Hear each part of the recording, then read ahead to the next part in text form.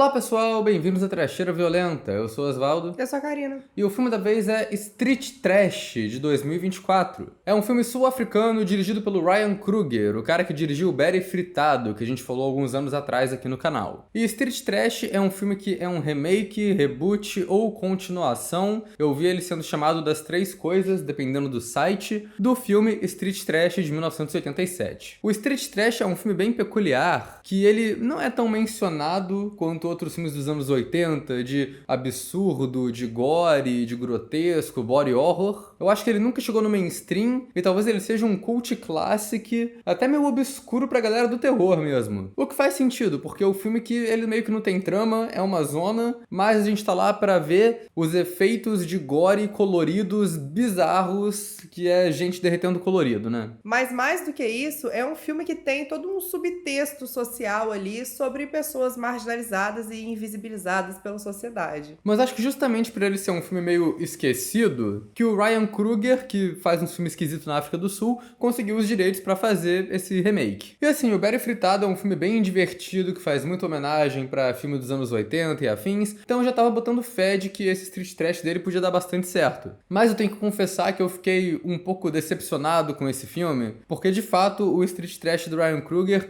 entrega muito no quesito de efeitos práticos e mortes absurdas. Mas ao mesmo tempo ele é um filme que parece completamente desfocado, é só um monte de coisa aleatória socada ali. O que beleza, o filme original era meio que isso também, mas aqui ele tem um humor que me parece meio forçado, que não funciona muito e boa parte do tempo, e que ele tenta costurar isso tudo numa trama de distopia meio John Carpenter das ideias, que eu acho uma ideia ok, mas me parece, sei lá, me parece coisa de edital, sabe? De, como seu filme é socialmente relevante. E aí, não, ele é socialmente relevante porque a gente tem uma crítica social aqui. Sei lá, eu sinto que ele tá complicando demais um filme que é essencialmente gente derretendo colorido. Porque a crítica social do filme original ela não é explicada, não tem, olha como a sociedade é cruel. É só uma epidemia bizarra com gente que ninguém se importa porque tá em situação de rua, cara. Nesse filme não, ele tenta dar uma ampliada na problematização ali, mas o que mais me incomodou um pouco é que eu acho que o tom dele é confuso. Porque tem uma crítica social séria sendo feita, ao mesmo tempo que tem todo tipo de humor possível jogado aqui. E eu acho que também tem essas duas coisas em contrastes, né? Que é tipo, vamos fazer um remake de Street Trash que tem uma trama direito agora, beleza.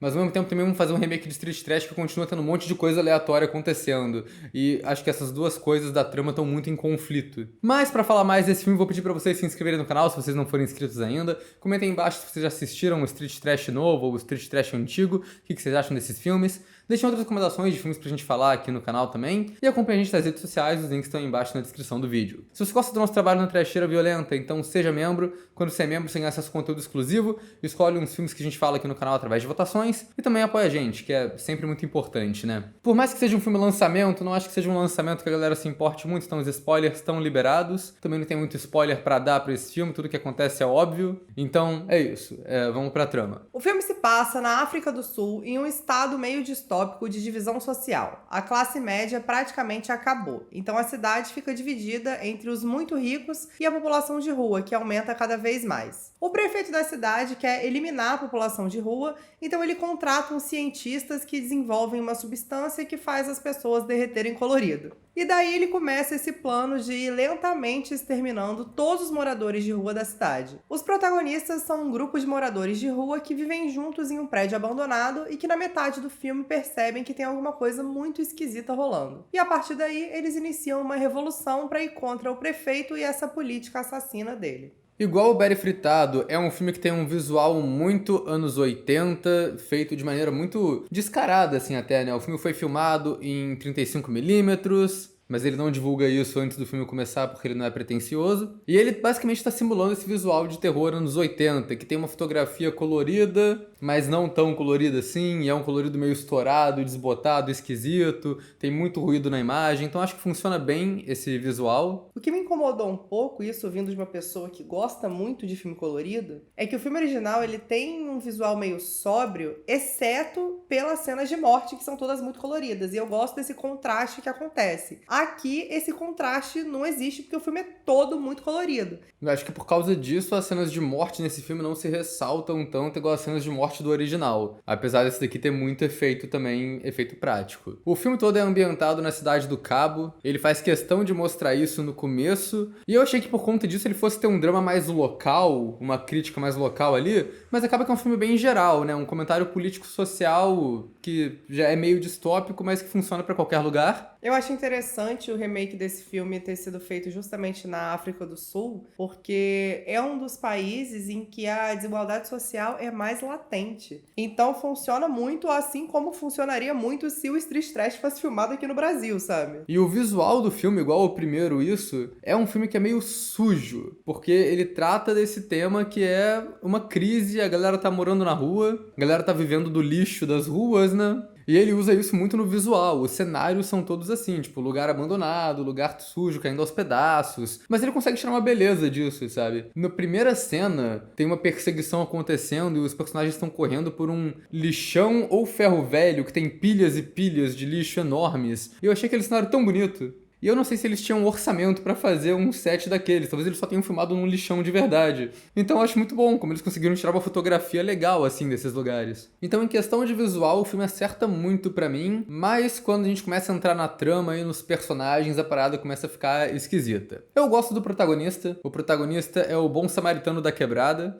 Ele gosta de ajudar as pessoas. Então, no começo, ele salva uma mulher que tá apanhando lá de umas caras de uma gangue de rua. E essa mulher, ela é recém-moradora de rua, porque ela perdeu tudo lá na crise. E aí ela vira novata do grupo. Então o protagonista e o amigo dele começam a dar aula pra ela de como ser moradora de rua e de como dar golpe nos ricos e fazer uns negócios assim. O que entra numa coisa meio humor absurdo, quase uma sketch de humor. Isso eu acho engraçado. Eu gosto que esse personagem me passa uma energia de personagem de filme do Alex de la Iglesia. Total. Eu não sei exatamente porquê, mas eu gostei muito. E o melhor amigo dele também, né, que é o cara gordo chamado de Chefe. E eu achei ele o personagem mais engraçado porque ele tem um humor muito seco, ele fala tudo com a cara séria. E acho que ele funciona muito porque ele é um personagem excêntrico sem ser exagerado. Então, tipo, o lance dele não é ficar fazendo caras e bocas e fazendo coisa idiota. Ele só tem uns diálogos meio absurdos. Tipo, ele falando várias teorias de creepypasta de filmes da Disney pro protagonista em momentos diferentes do filme.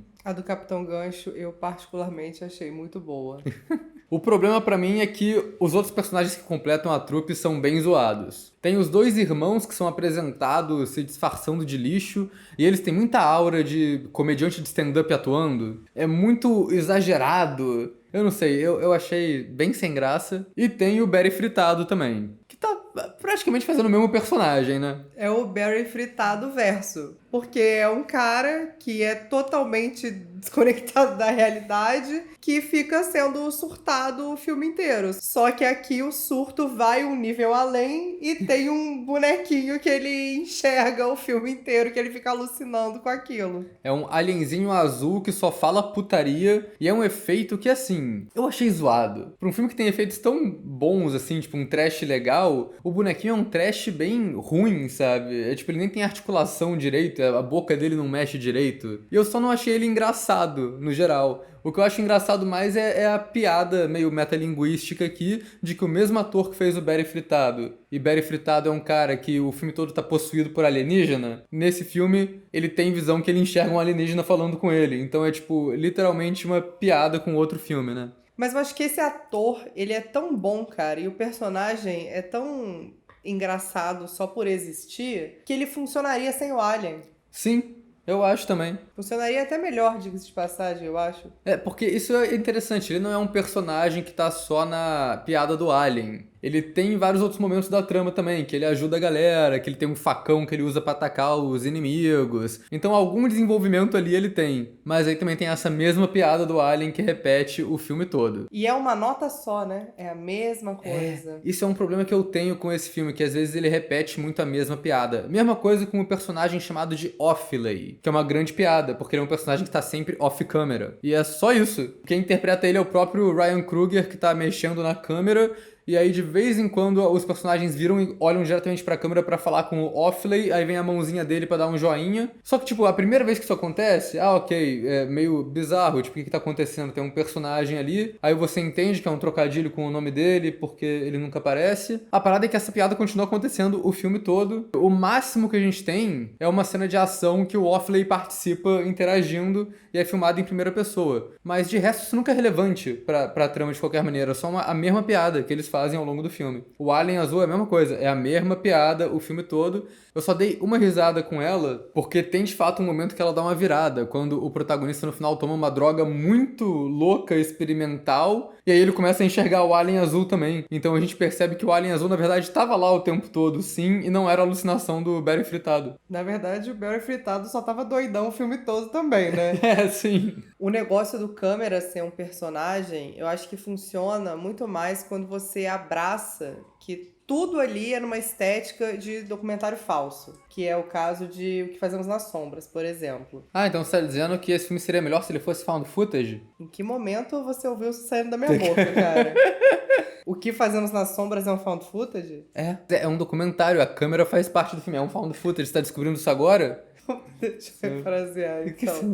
Vamos cortando. Então você acha que found footage é... Ah, então você tá dizendo que esse filme seria melhor se ele fosse found footage? Se for com uma câmera decente, que não me dá labirintite, com um personagem interessante de acompanhar e uma história coesa, sim, eu preferia que fosse found footage. Mas boa parte do filme é a interação desses personagens, que tem níveis variados de humor aí que funcionam ou não. Tem uns 40 minutos que são só os personagens contando a história da vida deles, bebendo, contando histórias de trambiques passados, com direito a flashback, explicando o que eles fizeram, eles dando golpe, se fingindo de executivo pra roubar dinheiro de outros executivos. O que é legal pra gente conhecer mais os personagens ali, mas ao mesmo tempo é aquilo, né? O filme tem uma trama que tá armando desde o começo do prefeito com o plano dele de exterminar os moradores de rua e a gente quer ver essa trama. Só que aí tudo isso para nos trilhos pra gente começar a ver um monte de cena aleatória do dia a dia dos caras. E pra mim, se tem uma coisa filler nesse filme, é toda a trama de gangue. Porque ela tem muito destaque no começo para no final ela não ser nem um pouco elaborada. Desde o começo, a mulher novata no grupo dos moradores de rua tá sendo perseguido por essa gangue. E desde o começo falam do grande líder da gangue, que é o Rei Rato. Eventualmente, a mulher principal é capturada pelo Rei Rato e a gente descobre que o Rei Rato é uma mulher chefona do submundo que tem um cara na coleira. E essa mulher tá de cama porque ela tá doente, aí ela tem uma cena bizarra, e aí na próxima cena que ela vai lá, essa mulher já morreu, e quem é o líder do submundo agora é o cara da coleira. E, cara, é só um monte de nonsense, que também não achei engraçado, sabe? Eu acho que são uns personagens que são excêntricos, que são feitos pra ser interessantes porque eles são excêntricos, só que não são. O que essa gangue serve é pra, no final, a protagonista se juntar com essa gangue pra eles irem contra o inimigo maior, que é o prefeito e a galera rica. Mas aí eu acho que vai de mais uma mensagem que o filme quer passar. Que o inimigo, na verdade, é outro. Mas tudo nessa trama acontece tão rápido que eu acho que nem dá pra pegar muito essa mensagem. É uma mensagem meio óbvia, né? Não é uma sei. mensagem... O que eu acho mais interessante é a trama política, porque, pra mim, esse Street Trash ele tinha que seguir igual o Suspiria do Luca Guadagnino, que é tipo, a gente vai pegar um filme que a trama é muito básica, mas que ele se destaca no visual, e a gente vai fazer ele com uma trama mais elaborada agora. Eu acho que foi o que eles tentaram fazer com essa trama política, porque de fato eu acho que tem umas coisas bem construídas ali. O prefeito malvado Picareta desenvolve a substância pra explodir a galera de propósito. Então você tem um vilão construído ali, porque no original é mais um caso do aleatório que é engraçado, né? Que é tipo, é uns uísque que são muito velhos, que encontram num armazém abandonado, que eles estão tão podres que eles fazem a galera derreter colorido. E é isso. E daí o plano do prefeito é uma parada que é bem John Carpenter das ideias. Ele manda uns drones, são uns robôs enormes, andar pela rua de noite jogando gás venenoso nos moradores de rua que ele encontra. E eu acho isso maneiro, eu gosto das cenas que isso acontece de fato. Tem efeitos maneiros, tem umas mortes legal, o design dos robôs é bonitinho, mas isso é muito disperso na primeira metade do filme, porque tem tanta coisa aleatória acontecendo que essa trama acaba demorando ali pra ser desenvolvida, né? E no final acho que tudo faz parte de um comentário social que é óbvio, mas que funciona, que o plano do governo não é lidar com a pobreza, mas sim lidar com os pobres. Ele prefere matar a população de rua e fingir que não existe. Mas é aquilo, né? É uma problematização óbvia por um motivo. Porque isso acontece de fato, né? Mas a parada é que essas duas tramas, a trama do prefeito e os protagonistas, só vai conectar depois de 50 minutos de filme. Os protagonistas, eles nem sabem que isso está acontecendo por boa parte de um filme de 1h20. Porque o que tá acontecendo é a trama de gangue, né? Eu acho que ela serve pra isso. Que eles têm que dar uma bateria pra rei rato lá da gangue em troca da liberdade da garota novata. E o único jeito deles arranjarem essa bateria é roubando um dos robôs da prefeitura. E daí tem uma cena que é típica de filme de heist, que eles vão discutir o plano. E aí a gente vê a montagem deles discutindo como o plano vai acontecer e a gente vendo o plano acontecendo ali numa simulação. Só que é uma cena de humor que eu acho que funciona, que é uma subversão desse tipo de cena. Porque tá todo mundo discordando de qual vai ser o papel deles nesse heist que a mulher planejou. Então a imagem que a gente tá vendo da simulação sempre muda, com os personagens em posições diferentes fazendo coisas diferentes ali. Eventualmente eles conseguem capturar o robô, mas aí o amigo engraçado do protagonista toma um gás de robô na cara e morre, explode na frente de todo mundo. Explode mais ou menos, né? Foi a cena de morte mais sem graça do filme. Eu achei isso muito triste, porque para um filme que tem mortes tão icônicas, a morte dele é meio qualquer coisa. Tem a cena legal da cabeça caindo no colo do amigo, mas fora isso não é uma cena muito gore. E depois que essas tramas se juntam, aí o filme vira uma coisa mais original, que pra mim é isso, é a mistura do street trash com o John Carpenter, que aí vira filme de distopia fascista nihilista. Mas também é quando eu acho que o filme fica mais divertido. Que, cara, vira um surto. Eles são presos pela polícia, todo mundo levado pra um campo de concentração de morador de rua. Essa cena me deixou completamente apavorada. O som que toca no campo de concentração é idêntico ao meu despertador, que é o alarme de usina nuclear, que é a única coisa que me faz acordar, às vezes nem isso. Karina, wake up! E aí foi me dando um desespero, cara. É horrível ouvir seu despertador quando você não tem que acordar. Se eu estivesse dormindo, ia ser muito engraçado. E quando eles estão nesse campo de concentração, tem o personagem do traficante que tá o filme inteiro interagindo com o protagonista.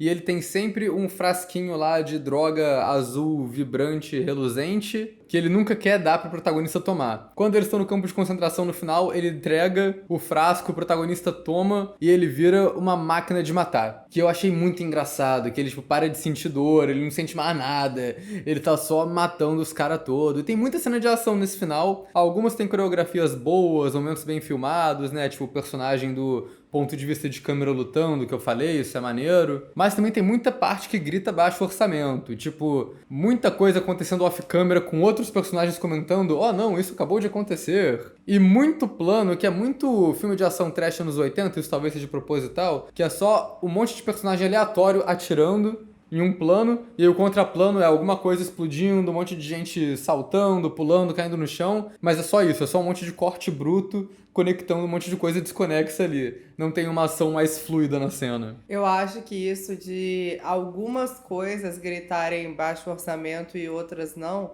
muito evidente na parte de maquiagem. Porque ao mesmo tempo que o filme tem umas maquiagens muito fodas, assim, cara, tem uns efeitos de morte, de gente derretendo. Eles usam muita bolha, eles fazem isso o tempo todo. É a bolha que vai enchendo até explodir, sai o líquido nojento. Eles metem um balão de aniversário com corante dentro e sopra até explodir. E funciona, cara. Tipo, eu acho foda. Mas ao mesmo tempo tem umas maquiagens que são muito ruins, cara. Tem a mulher que tá presa, que tem um negócio na cara. Cara, aquilo é horroroso. Parece que ela tá só com um bife no meio da testa. Aquilo é horroroso. Aquilo é muito tipo, ai, olha a primeira maquiagem de efeito especial que eu fiz no meu quarto. Mas eu entendo também, porque é um filme tão megalomaníaco nesse sentido, que, cara, não dá pra fazer tudo foda também. Tem coisa que, meu irmão, não deu tempo, vambora. Eu entendo, pô. Mas o filme existe praticamente pra ter gente derretendo colorido, nisso ele não perde tempo. A primeira cena já é um teste da substância, que tem um cara amarrado na cadeira e ele começa a derreter, que é uma referência à cena clássica do maluco sentado derretendo lá no vaso no filme original. E eu acho que esse filme talvez seja mais grotesco que o filme original, que eu lembro que o original é muito lúdico com a gosma colorida. E esse ele mistura gore mais tradicional, de sangue, entranhas e tudo mais, com o colorido ali, e às vezes é até mais gore do que colorido de fato. Mas ainda assim tem efeitos muito bons, assim, da galera derretendo em cores mais vibrantes. Essa primeira morte é muito maneira, cara. E sim, Porque a primeira morte do filme, ela tem que mostrar o que o filme veio, porra. E é um filme que é conhecido essencialmente por ter morte maneira. Então já tem entranha saindo, tem o negócio todo lá, eu achei maravilhoso. mas é isso, tem várias cenas ao longo do filme, tem esse teste, tem a mulher que derrete também, tem a cena que o prefeito vai distribuir comida pros moradores de rua, e na comida tem um frasco, que é o frasco do filme original, fazendo uma referência ali com essa imagem. Aí quando o maluco toma o frasco, ele derrete, explode também. E no final vai ficando cada vez maior, né? Mais grandioso. Tem uma cena pro final que um dos irmãos entra numa câmera de gás com a galera e todo mundo começa a derreter. Ele consegue se salvar parcialmente porque ele pega uma máscara de gás, mas aí ele, tipo, derrete metade do corpo, mas continua vivo. Ele fica andando nas costas do Barry fritado como se fosse o Chewbacca e o C-3PO. E aí no ato final do filme, os moradores de rua, na revolução que eles estão fazendo, invadem a prefeitura, vira cena de tiroteio, cena de bomba de fumaça com o gás venenoso, que é usada contra a galera rica. Então a gente tem um monte de cena dos policiais e da galera com os trajes de gala derretendo também. No final, o prefeito inflando, derretendo todo laranja e explodindo, acho que pra mim foi a melhor morte do filme. E aí tá certo, porque é o personagem que a gente mais odeia, é o vilãozão do filme, tem que ter uma morte emblemática. Eu só achei muito curioso que ele explode laranja e quando a gosma cai nas pessoas é rosa. E tem alguns momentos a mais de homenagem pro filme original, né?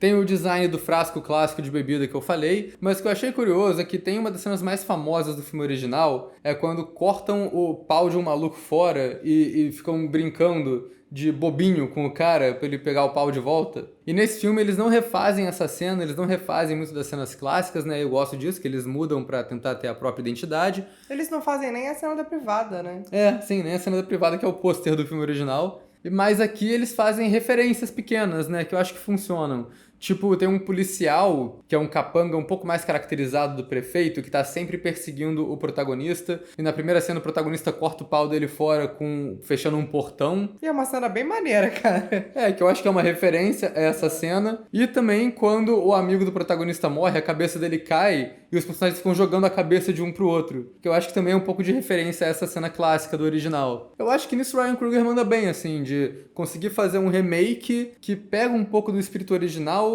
que mistura outras referências também e que consegue ser o próprio filme. Ele tem a própria identidade e ele não fica usando o original de muleta o tempo todo. Só uma referência rápida aqui ou ali. Porque seria muito fácil também você gravar o filme idêntico numa cidade diferente, só fazendo as mesmas mortes, só que mais gore e mais nojentas. É muito fácil, então é legal ele trazer essa identidade própria aí. É um filme que é muito diferente do original, então nisso ele consegue acertar. Pra mim o problema mesmo é isso, é ele tentar equilibrar essa coisa de não ter trama com a coisa de ter uma trama mais específica de crítica social e combate de classe, e o humor, que é muito 880. Foi o que eu falei no começo do vídeo, eu acho que é uma questão de tom. Se ele entendesse mais o tom que ele queria seguir e fosse, a história funcionar melhor. Acho que demora um pouco pra gente engatar na história e de fato se importar com os personagens ali. Eu acho que ele pode ser exagerado, ele pode ser trash, ele pode ser engraçado. O problema pra mim é que ele é meio bobo também. E o bobo não combina com a crítica social dele. Mas, enfim, pra mim não tem outra coisa, né? A categoria dele é trecheira pura. No que tange morte colorida, grotesca, nojenta e violenta, esse filme me entregou o que eu esperava ver. E é isso, é uma trecheira. O nome é Street Trash, né? Ele tinha que ser uma trecheira. Eu espero ver mais coisa do Ryan Coogler aí pela frente.